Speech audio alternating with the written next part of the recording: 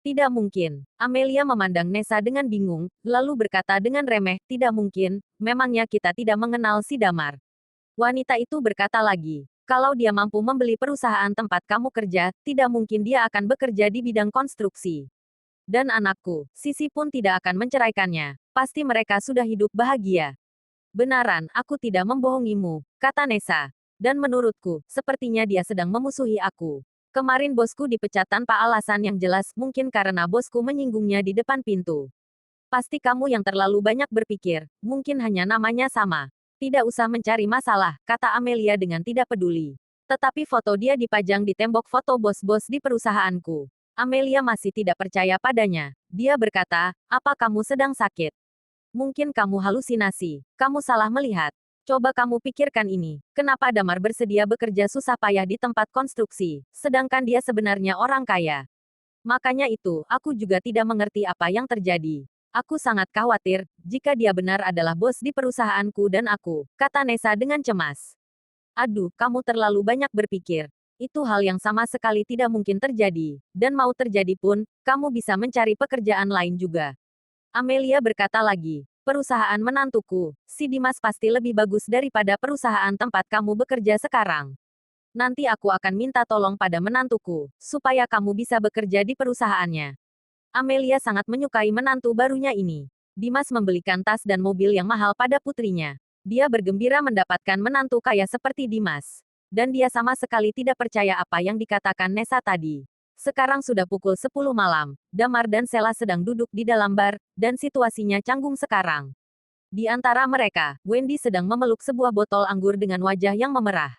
Wendy memiringkan kepalanya dan berkata, ayo, kita lanjut minum. Aku harus membuat kamu mabuk malam ini, supaya kamu bisa menceritakan semuanya padaku.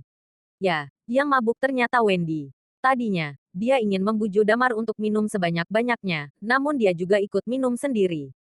Tidak disangka, dia mabuk duluan karena meminum 2 gelas saja. Karena minuman-minuman yang dipesan adalah minuman beralkohol tinggi. Sedangkan, Damar tidak apa-apa sama sekali. Tidak usah minum lagi. Damar memandang pada Sela, lalu berkata, antarkan dia pulang dulu. Pulang. Tidak boleh pulang. Wendy tiba-tiba menarik Damar. Kamu belum mabuk, kamu tidak boleh pulang. Sela, aku menyuruh kamu datang untuk membantuku. Cepat bujuk dia untuk minum lagi. Teriak Wendy. Aku sudah mabuk sebenarnya. Damar menghiburnya. Sudah mabuk. Wendy berusaha membuka matanya. Kalau begitu, katakan padaku, siapa kamu sebenarnya? Kenapa ayahku begitu patuh padamu? Damar tertawa. Gadis ini malah memberitahu rencananya setelah mabuk. Namun, dia juga tidak terlalu peduli dengan rencananya ini. Sela segera memeluk Wendy supaya tidak terjatuh. Dia berkata pada Damar, kamu kuat sekali minumnya. Sela sedikit terkejut, karena dia juga kuat meminum alkohol. Dan dia hampir tidak pernah mabuk saat di bar. Damar meminum alkohol yang lebih banyak daripada dirinya, tapi dia masih tidak mabuk sama sekali. Jika hal ini terjadi pada orang lain, pasti sudah mabuk dari awal.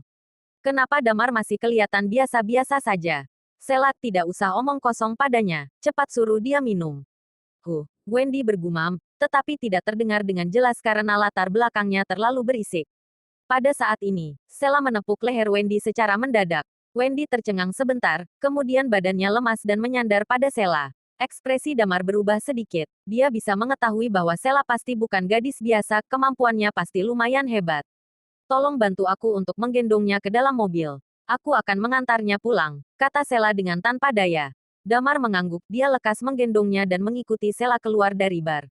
Dia menunduk dan melihat Wendy dalam pelukannya. Pertama kali dia bertemu dengan gadis ini, dia terlihat pendiam dan anggun. Setelah hari ini, dia merasa gadis ini lumayan cerdik juga. Sekarang wajahnya memerah karena mabuk, lucu sekali. Tapi sayangnya, gadis ini telah dijadikan sasaran orang-orang dari Red Lotus. Damar merenung dalam hatinya, dan ada secercah cahaya dingin di matanya. Sela memanggil sopir, kemudian mereka menuju rumah Wendy. Rumah Wendy berada di area villa kota JC. Harga rumah di lokasi ini cukup mahal, dan harga villa bisa mencapai 200 miliar lebih. Tentu saja, jumlah uang ini bukan apa-apa bagi keluarga Kang. Mobil perlahan melaju ke dalam kompleks villa, dan ketika sampai di lokasi, pengemudi berkata, sudah sampai. Baik, terima kasih. Sela duduk di kursi belakang. Dia merangkul Wendy, lalu membuka pintu mobil dan berkata kepada Damar, tolong bantu aku.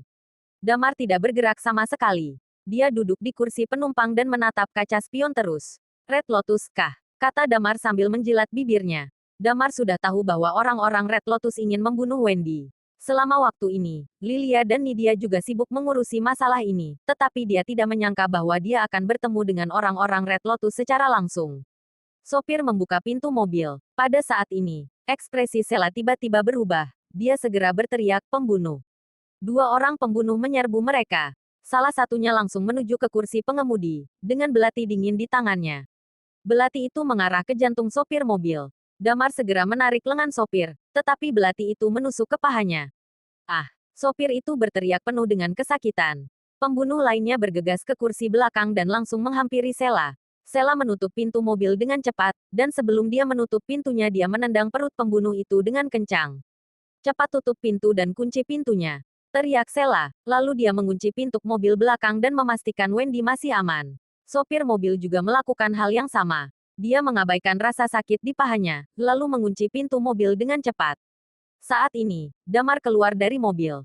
Sela tampak senang. Dia berpikir bahwa Damar akan membantunya. "Kamu melawan." Sebelum dia selesai berbicara, Damar sudah pergi jauh. "Dasar pria penakut," kata Sela dengan kesal. Dia berpikir Damar akan bersembunyi di dalam mobil, tetapi dia tidak pernah menyangka pria itu akan melarikan diri dengan tergesa-gesa. Sela tidak punya waktu untuk memikirkannya lagi. Setelah pintu mobil dikunci, dua orang pembunuh bergegas ke arahnya pada saat bersamaan. Tentu saja, Damar tidak kabur dari situ. Dia sedang melompat masuk ke dalam rumah Wendy. Dua orang di luar hanyalah umpan. Meskipun Sela sendiri melawan dua orang, tetapi Damar tahu bahwa wanita itu mampu melawannya. Pembunuh yang terhebat sedang bersembunyi di rumah Wendy. Bersambung.